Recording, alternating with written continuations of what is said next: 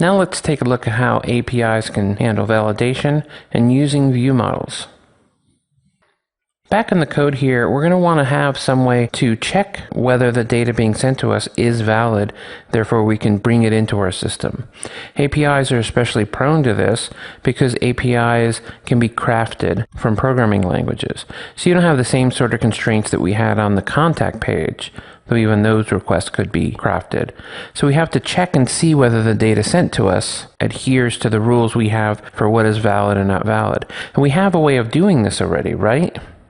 If you think back to the way we handled it in App Controller, let's go down to that contact page, we were checking the model state. It's no different in an API.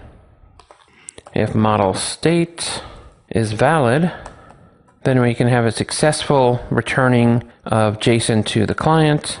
Otherwise, we'll return JSON something like failed. But because we're dealing with an API, we want to be able to set the correct status code for what these are doing. So let's do this by saying response. This is the response that's going back to the client. I can go ahead and set the status code here. Now there's a nice class that hard codes this for us called HTTP status code, and this is in system.net namespace. And I can go ahead and just say created, which is the status code for when you correctly created a new entity in your system. So the HTTP spec says you should set as your status code if you correctly created it. This is actually, when we look at it, we can see in the help right here that created is 201, whereas an OK is just 200 or a bad request is 400, etc. But because this is an enumeration and not an integer like the status code wants, we just need to cast it over.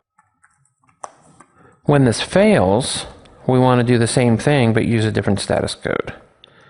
Bad request. So if we compile this, let's go over to Postman and see what happens if we happen to send in good data. Here it believes that we sent in good data and we're getting that status code of 201 correctly.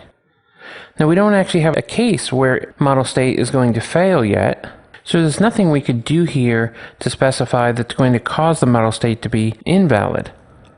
The reason for that is the object that's coming in here doesn't have any of those same attributes that we put on the view model. But we want to follow that same pattern here as we did in the web controllers. So we actually want to create a new trip view model class that's going to represent the view model that can be sent in. And this is important because just like we did with the web controllers, we want to control what the shape is that's going across to the client and being sent back. We may be protecting the underlying entity by not displaying all of the fields. We may be hiding some of the complexity around versioning fields. We may be computing fields. This gives us the ability to decide what that shape of data that we're sending down to the client and receiving back from the client. So let's go ahead and create that for our trip. Many of the pieces of information we had in the trip, like ID, name, created, but in our case we're going to skip exposing the username for this individual trip because that's not something we necessarily need to expose out to the client. Client knows who the authenticated user is. The view model doesn't have to necessarily specify that. We can see this by looking at the actual trip class.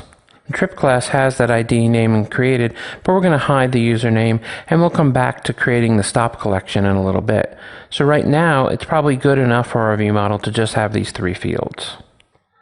But at the same time, we're going to want to specify what the valid data is here. So let's go ahead and add required to name, since it is required, and we'll even add a string length to protect it against invalid lengths.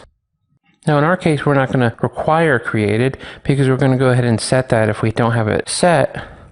And let's go ahead and default it here in the view model by just specifying date time.utc now.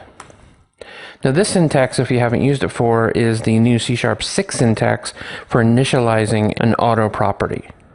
This is the same as having created a constructor and then specifying it. This is a shortcut, makes it a little easier to read as well.